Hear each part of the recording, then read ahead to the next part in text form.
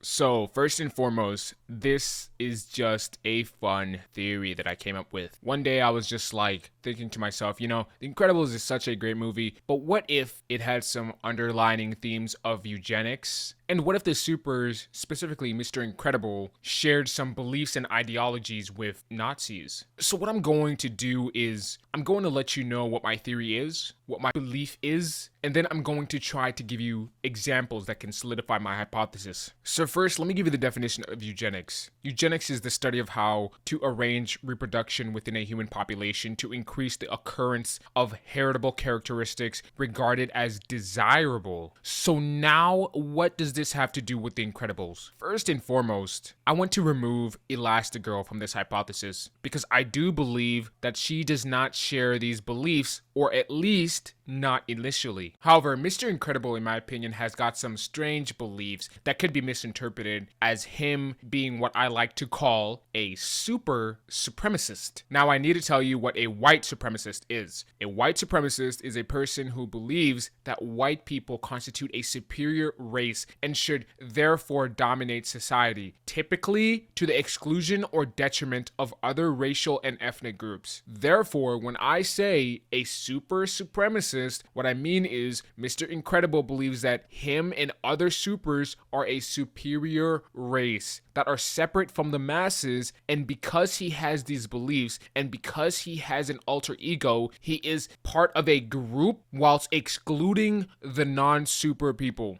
So now you're probably wondering, where does the eugenics part come in? Need I remind you that Mr. Incredible is a super who then went and found himself another super so that he may create super children. First and foremost, in almost every other iteration of superhero movies, the superhero is almost never with another superhero. Superman is with Lois Lane. Omni-Man, back when he was a superhero before he went crazy, was with his pet.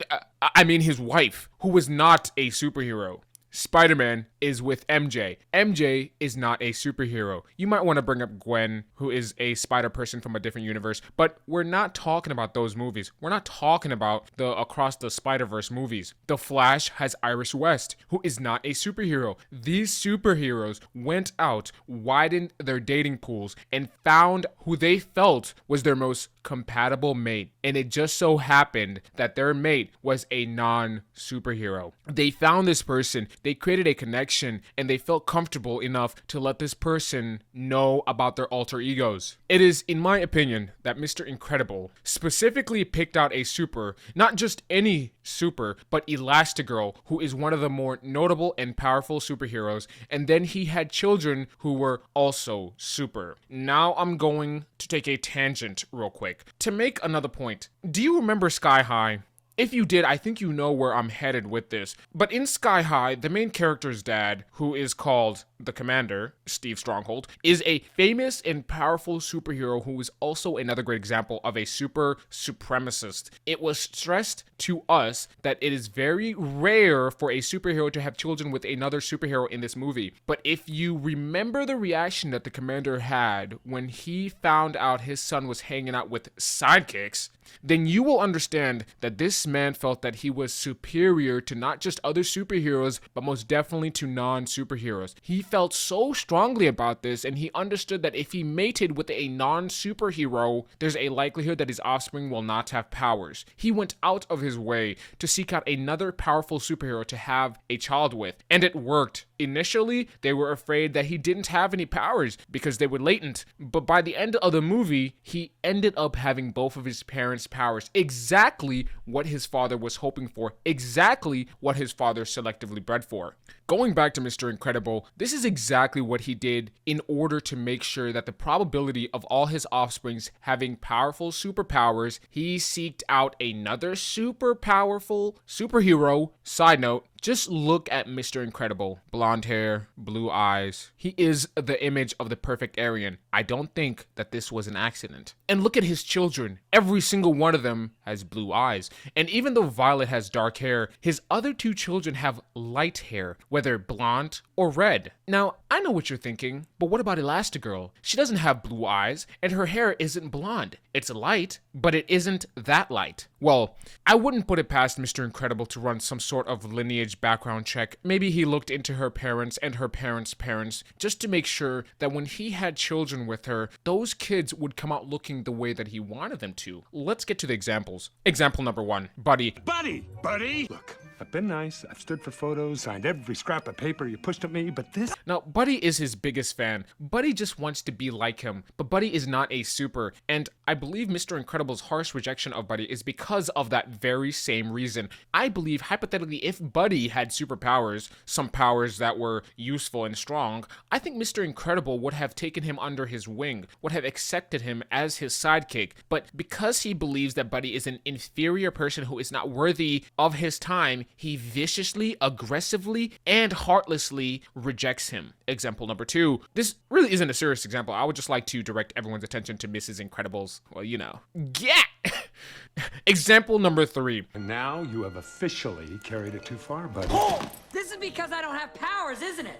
Yes, Buddy is exactly right, because you don't have the powers. You see, if it's plain for stupid little Buddy to understand, then it should be very obvious to us. Mr. Incredible is treating Buddy differently because he is not the same as him. Example number 4. Mr. Incredible stops this guy's attempt to take his own life, which resulted in him getting seriously injured. First and foremost, I agree with the guy. Hey man, if he wants to die, let him do it. Isn't that what America's all about? You have the right to do whatever you want as long as it doesn't harm or affect other people. And assuming that he wouldn't have landed on anyone or damaged anyone else's car or property on the ground, shouldn't he have the right to do that without Mr. Incredible interfering? I'm kind of joking, but also, as you can see, now they are being persecuted. People are starting to change their tune, their opinion of them. They are no longer welcomed. And do you know what happens to people who are rejected by society? They only form a stronger bond within their own group. I can understand them feeling like we must stay together and we cannot allow these people, the regular people, to destroy our race. Example number 5. You probably haven't noticed, but they go out of their way to show you the difference in size between Mr. Incredible and his boss. Pay attention to this. I will touch on this later.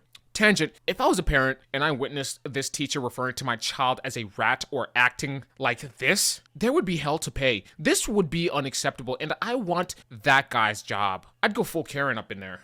Example number 6. You know, throughout the movie, Dash stresses that he wants to compete, and his dad has been stoking those embers, which any dad would. I believe that most dads would want their son to be in a sport. But we have to understand that Dash is different. I believe that Dash should not be allowed to compete for the same reason that athletes aren't allowed to take steroids. He has an unfair advantage, and it may be fun and okay now when it doesn't matter because they're just kids, although imagine a kid working really hard, training and loving the sport, and then he goes out there only to lose to a kid who, unwittingly to him, has an unfair advantage. It would be the same as if this kid went out there to compete against another kid who was on steroids. We gotta talk about fairness, and it is not fair for Dash to compete against other kids. But Mr. Incredible doesn't care about this at all. He doesn't care about fairness at all. Example number 7. Dash got in trouble at school. Though it may have been ridiculous on the teacher's part, he was guilty. He was being a classroom disturbance, and he negatively affected the teacher. And this is a habitual thing to the point that his teacher is having a mental breakdown. This kid has tormented his teacher so much that it's affecting the teacher's mental health. And all that Mr. Incredible cares about is the fact that he was running so fast that he couldn't have been seen on film. He doesn't care about how Dash's superpowers affect normal people because normal working people are beneath him, and he finds it entertaining that his superpowered son can mess with him, the teacher, without getting caught. I believe that if Dash were to rob a store or a bank and not get caught, Mr. Incredible would first and foremost be impressed that he didn't get caught. Example number 8. This is not about you, Bob. This is about Dash. Let him go out for sport because he'd be great. This is not about you! You see what I mean? Mrs. Incredible hit the nail right on the head. Like I stated before, I feel like Mr. Incredible is pushing all his beliefs, whether intentionally or unintentionally, on his family and his children. Before, you could have made the argument that, yes, Dash is a young boy, he's got loads of energy, and most young boys like to play sports, so of course Dash would want to compete in sports. But you know, young boys, young kids are very susceptible to influence. You know this to be true because you've seen how social media media, whether it be YouTube or Instagram or TikTok, has taken over young children's brains, and they follow people who are called quote-unquote influencers because they influence your children. And there is no stronger influence on the children than their parents. And just like Mrs. Incredible says, this is not about Mr. Incredible, because that's what this is. He is forcing his beliefs on his kids, and she is clear-minded because she understands that Dash should not be competing with other kids. Now, whether it's for the fact that they have to lie low, or maybe because she understands that Dash is different and has an unfair advantage, she cares about fairness, whereas he cares about domination. Example number 9. I mentioned this before,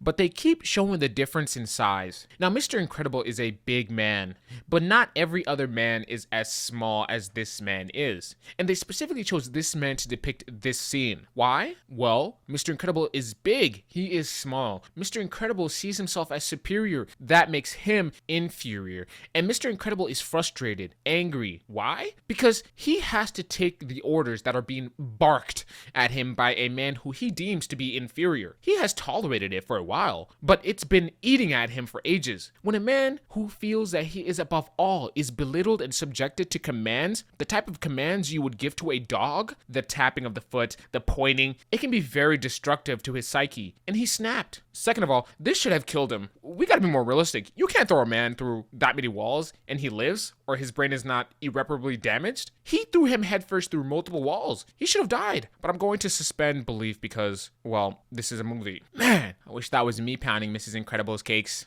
Example number 10. Themselves. I used to design for gods. Did you hear that? She said she used to design for gods, keeping in mind that she only worked with superheroes. These are people that can fly, that can crush other human beings like ants. Now, why would she say this? Because she believes it. Maybe she's right. But certainly, if she thought this, then why not Mr. Incredible? Why wouldn't he think of himself as a god? I mean, he and his people can do things that are written about in Greek mythology or fantastical tales. You know, now I'm thinking that maybe in a simpler sense, think about a rock star or a professional athlete. These people make astronomical amounts of money. These people have fans who worship the ground that they walk on. These people have women throwing themselves at them. It can be very easy to lose tabs with reality, to see yourself maybe as something greater. If I got everything that I ever wanted, if I got treated better just because of what I can do, I can see it being extremely difficult to think of myself as just like another person. Do you remember the Austin Powers guy? The guy who played Austin Powers? Yeah, baby. You know that guy? I heard a story that on set, he doesn't want people to make eye contact with him. So I'm sitting on the set first day, first hour I'm there. We don't know what he looks like. I don't know what he looks like yet. And I just see a man approaching in a long wig with a fake beard. And I'm like, oh, I think that's Mike Myers. And I look down to not look at him because I don't want to get fired. But I realize like I can't let just anyone into the trailer. So I look up, I catch his eye for a second. I give him a nod to let him know I'm cool. And then I look away, and within an hour, I get a phone call letting me know that I'm fired and I have to get off. He legitimately gets angry and gets people fired for making eye contact with him.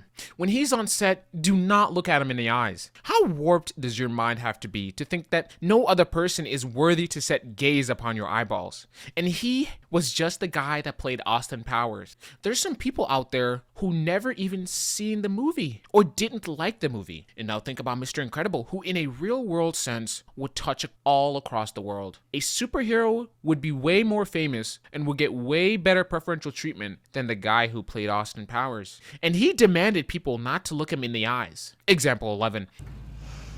Have a great trip. I love you so much.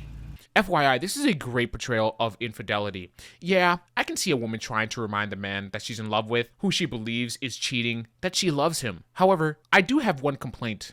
It makes sense for her to assume this, to jump to conclusions. However, from what we saw from the training montage, Mr. Incredible has been supplying her with way too much meat to be cheating. Y'all see that?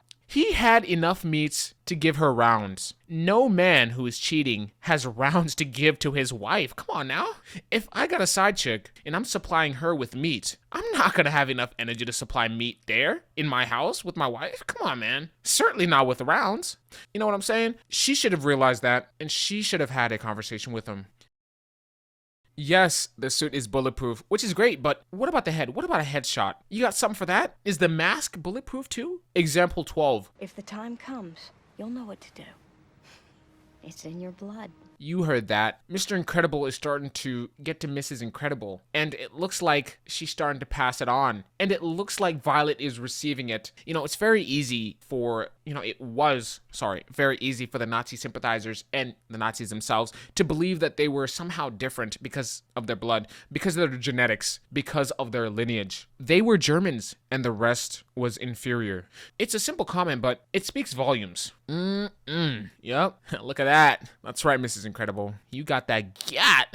And, as you can see, she knows it too. And, that's why she turned around and started feeling on that thing. She understands what she got back there, you know what I'm saying? She knows she's bad. And yes, Mrs. Incredible, why would he cheat when you've got all that yamage at home? Example 13. You mean you killed off real heroes so that you could pretend to be one? You heard what he said. So you can pretend to be super. There you go. He's saying it right there in Syndrome's face. You can dress however you want. You can have all the gadgets you want, but you will never be one of us. And listen to the way he said it. Simply put, he looks down upon Syndrome for even attempting to be one of them and reminds him that he will never be one of them. Syndrome's only problem is he's tried to be one of them for his whole life. He should just accept the fact that he isn't. So there you have it. In conclusion, Mr. Incredible, just off of pure chance, was born different. And these differences got him treated differently. He was allowed to do almost anything with very few repercussions because there are very few who can hold him accountable. And he knows this. What can you do to a man who can run through walls without a scratch? Who can fall 40 stories and brush it off? Who can throw people miles away? He was seen as a god, and it got to his head. He believed that he was above the rest, and this belief led him to becoming a super supremacist. And when it was time for him to create a family, he couldn't make a family with an inferior specimen. So he found another super, and he created a super family, Mr. Incredible, the super supremacist.